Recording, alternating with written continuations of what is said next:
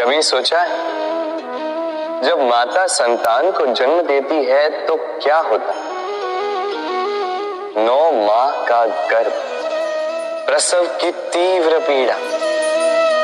कहते हैं ये पीड़ा इतनी भयंकर होती है कि मानो जैसे संतान के जन्म के साथ माता को भी एक नया जन्म मिल जाता है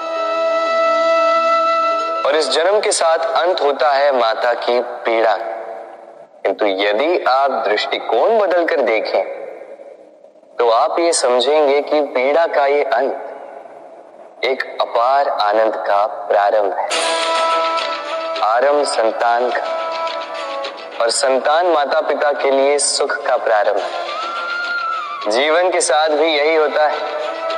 हम कभी कभी किसी संबंध या किसी स्थिति के पीड़ादायक अंत के कारण इतने विचलित हो जाते हैं कि उस आनंदमयी प्रारंभ को देख ही नहीं पाते।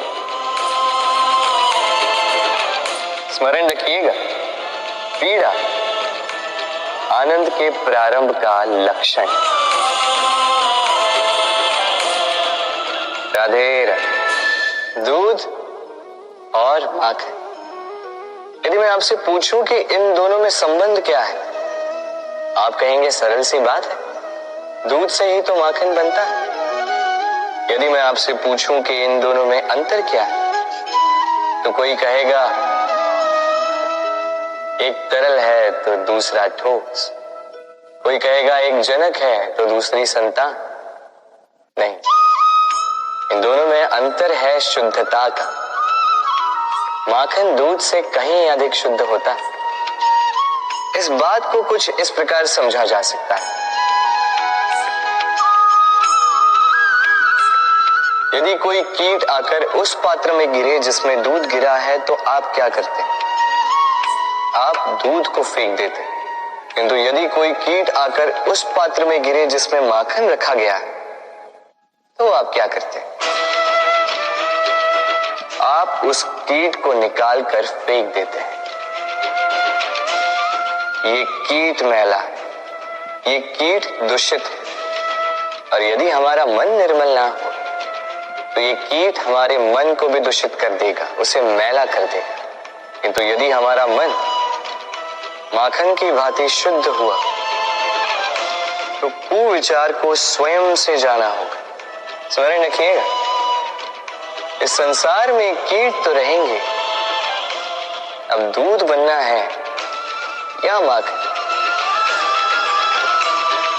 निर्णय आपका। राधे राधे।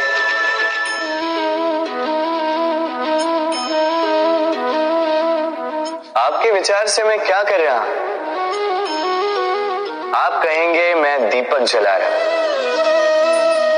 सही, किंतु प्रश्न ये उठता है कि क्या मैंने आपसे कहा कि ये दीपक है? नहीं। क्या इस दीपक ने स्वयं अपना परिचय आपको दिया?